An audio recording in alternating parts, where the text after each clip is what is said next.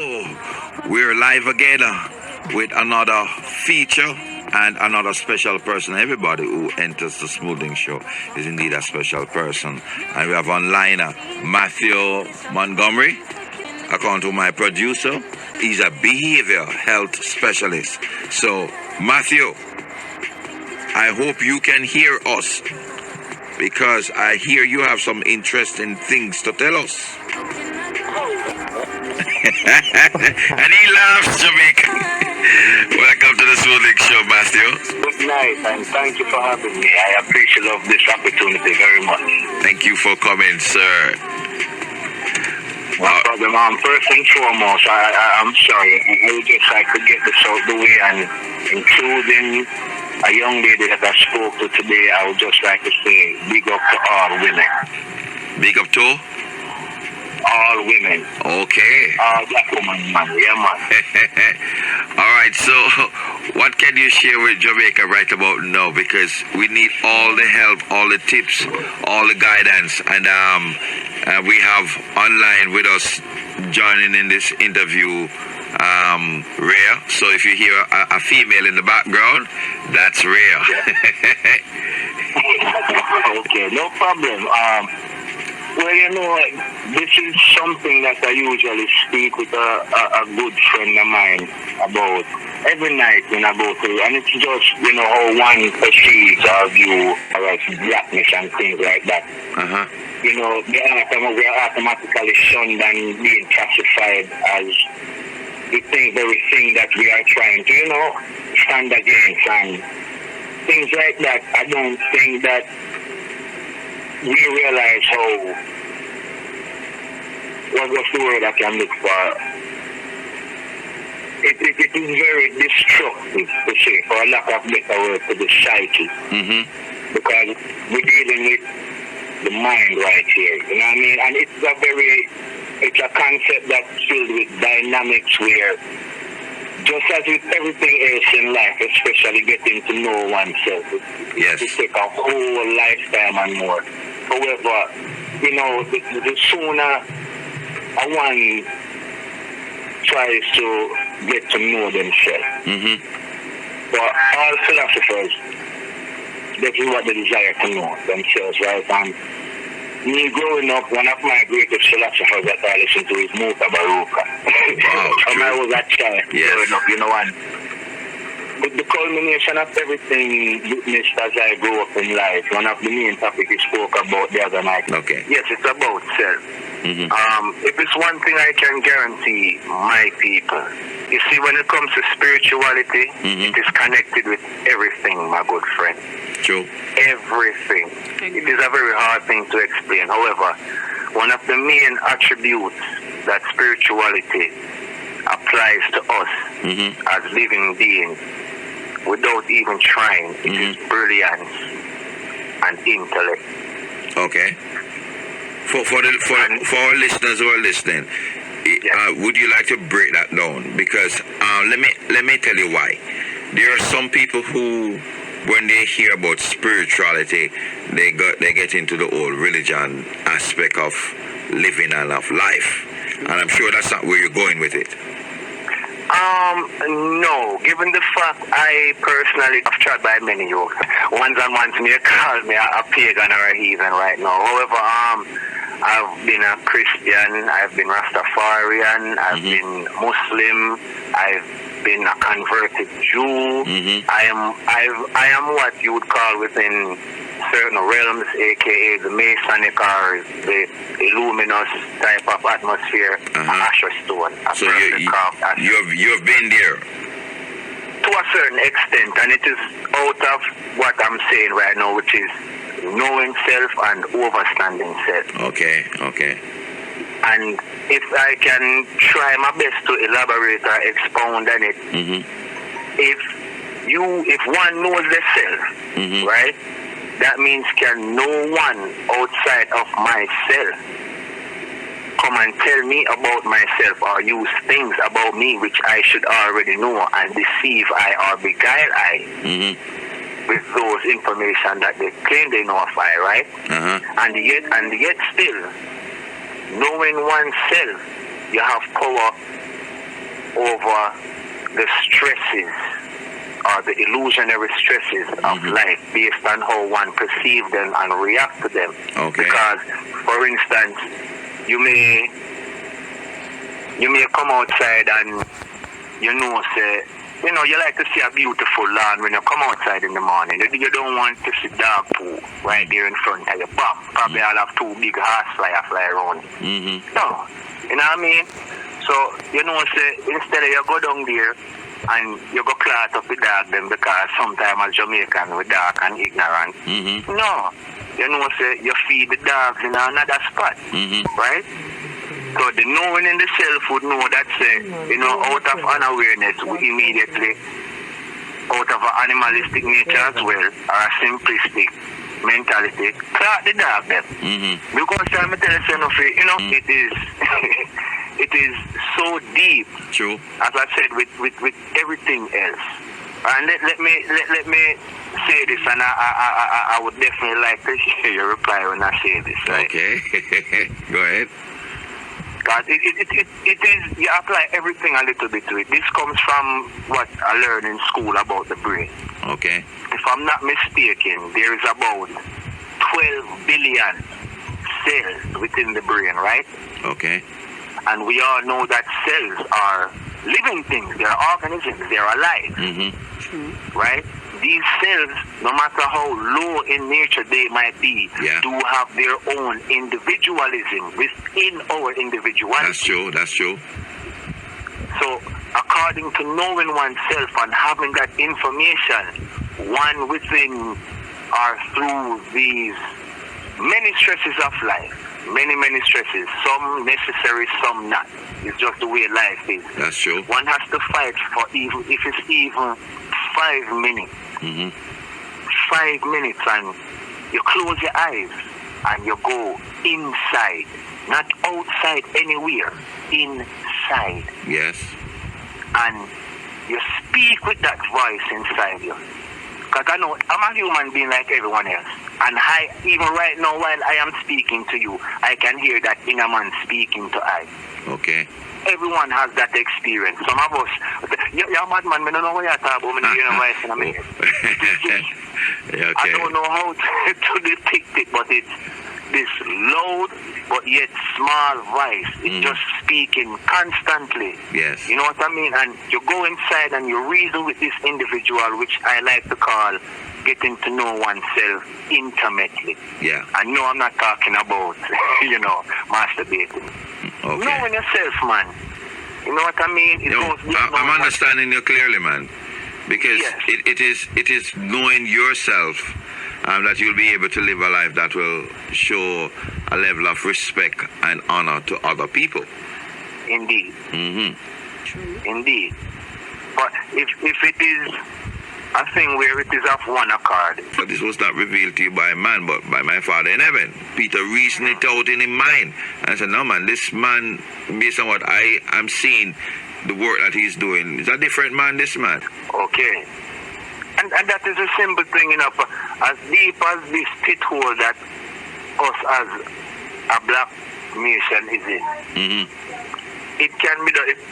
It can be done. True. These things didn't happen overnight. And indeed the change as well, it won't happen overnight. Or even the great himself, Marcus Garvey, along with Paul Bogle, Umanani, Father Kojo, even they know, I feel as though they know that what they vision fighting for, like the end vision, they knew they weren't going to see it. True. You know what I mean? However, to solidify a full process within knowing that, it is going to prosper. For this topic about self, it doesn't, should everyone then try within their own, manner to apply this.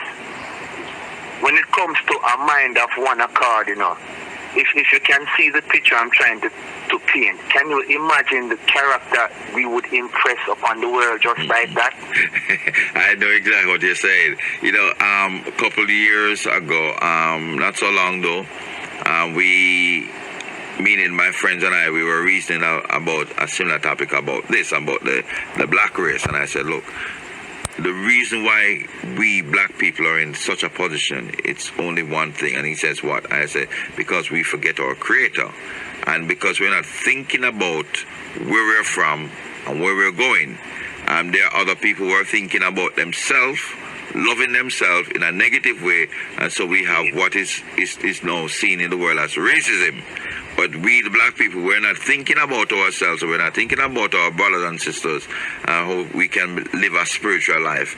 And, the person was trying to figure out what I was saying. I said, look, in this life, the man who, for example, I use the story of the Good Samaritan. I said, this man was robbed and beaten and left to dead. And a couple of persons passed him, and these persons were religious people. And they passed him by the wayside. And here's a man who came into an inn and tell the people and said, look, when I come back, if there's any extra, I'll pay it.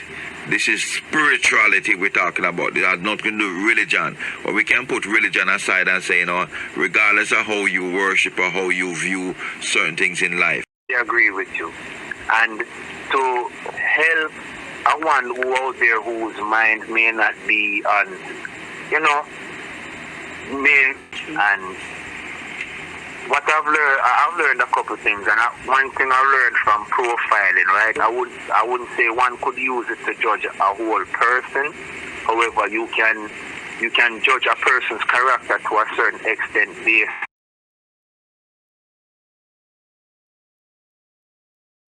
genres in it. Mm-hmm. You know what I mean? Mm-hmm. So feeding the mind, then to say. Because I won't lie to you, I hear some of, I'm still young, I'm only 34. Your reasonability does not tell me that, sir. Music. It is just that I'm not trying to feed that young adolescent mind in I anymore. I want to feed the much more mature, grown Matthew within inside me, and let him do his best to be the best man that he can be. For, that is the best he can be. Matthew, I understand you clearly. The only one problem I have with you, you think that when you're reasoning that there are some people who don't understand. That is true, but you don't worry about them. Because I tell my wife, she has a vision in starting a business. And I said, look, go ahead and do whatever you want to do, because your vision is only for you. You can only try to help somebody to see your vision. And there are some people who will live a part of your vision, but the complete vision is you. Everything is about you, what is given to you. So it is just for you, it's for nobody else. Because in starting this for example, this show, I had 10 tons of ideas, and I measure them in tons because they're so weighty, what I wanted to do, and I actually had them on paper. When I met Lamoy recently, and I got her on the phone, and we link up one day, and we were talking, and some of what Lamoy was saying, I was like, I wonder if this lady already in my mind, so how she know these things? But we were just flowing, and we were just getting ideas out. I'm like, that's something that I wanted to do long ago, And then she bring Ray on board, and I'm like, wow, this thing is just working exactly. So my vision was just for me at the time, it wasn't for anybody else. And nobody could live that vision for me.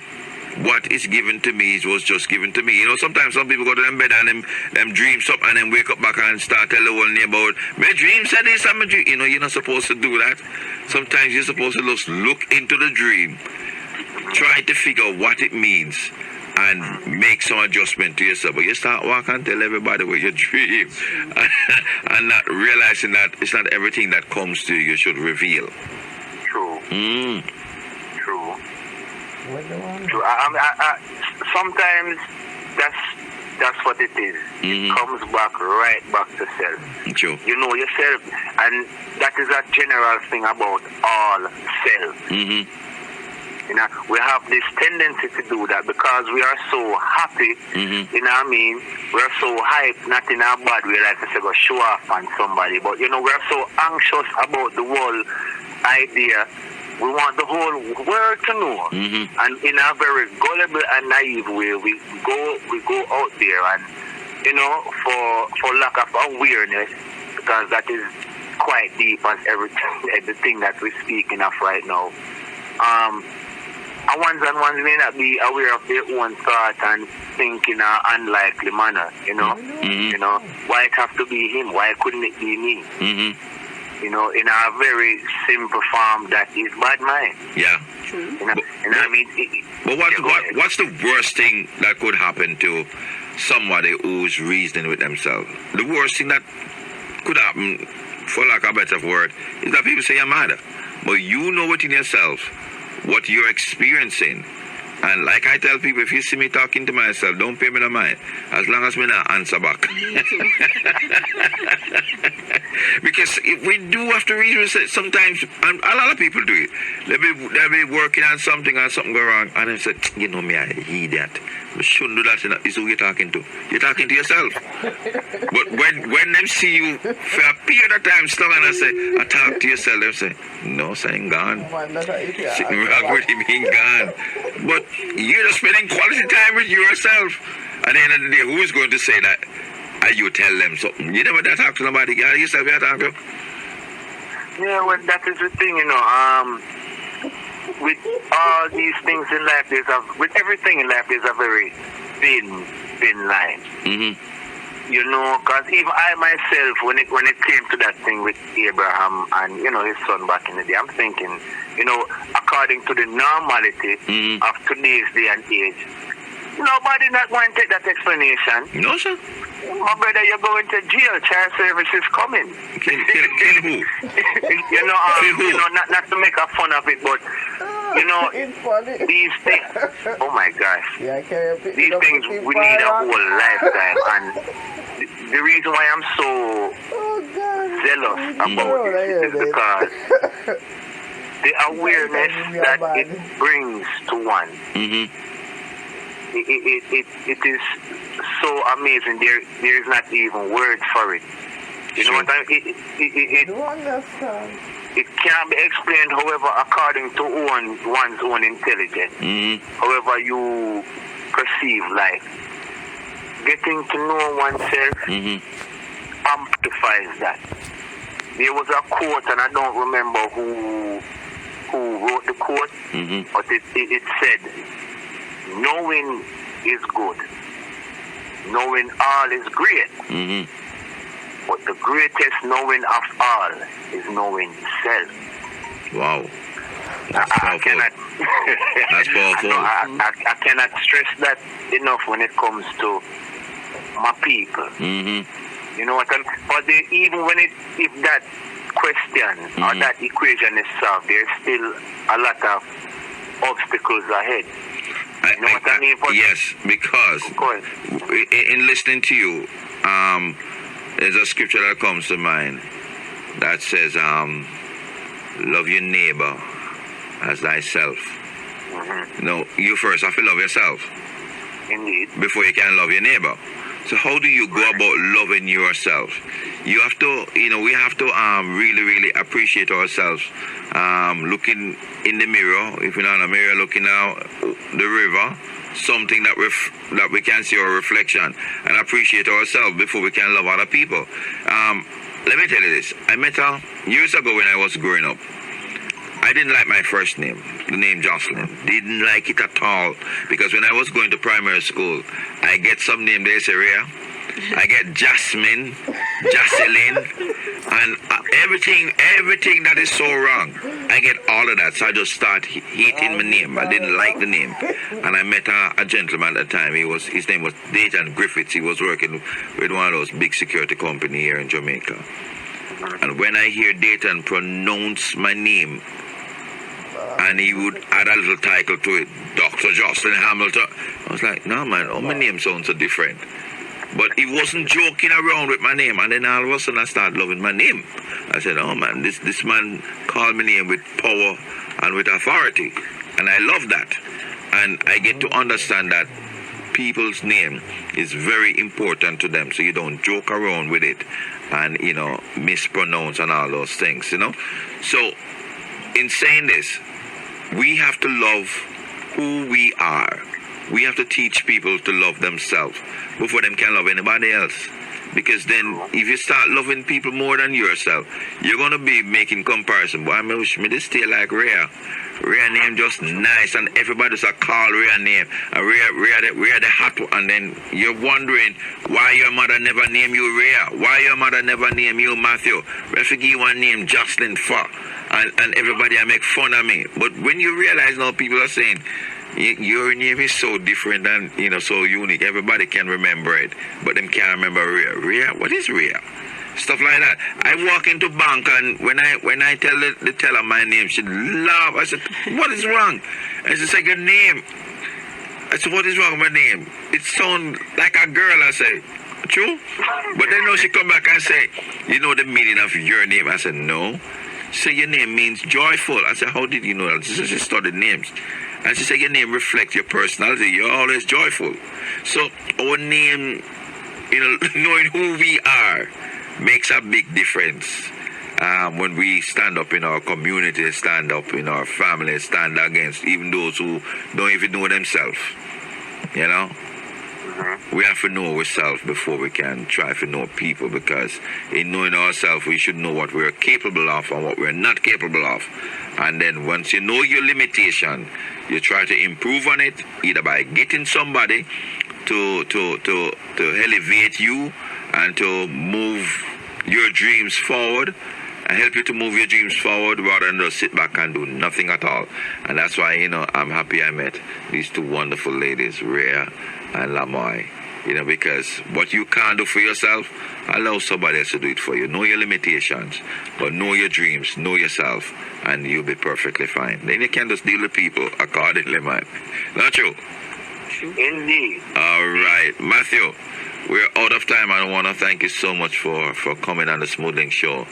And I'm looking for another opportunity to talk to you in the future, all right? Indeed, and before I go, I would like to say, ones-on-ones don't really know me, but big up to the Commakwichaatshow community. Yes, Commakwichaatshow. Yes, Commakwichaatshow.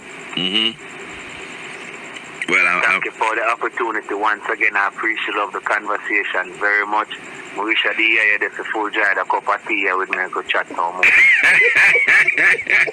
That's your one. I like the song that already. I bless of yourself, Matthew. Yeah. You have a good night. You too, man. Listeners, that was Matthew Montgomery, and it is really a pleasure to hear young people. I can say that now with goodness in my heart. Also, for that I hear people call me young people now. We can say young people. I feel good about it. People.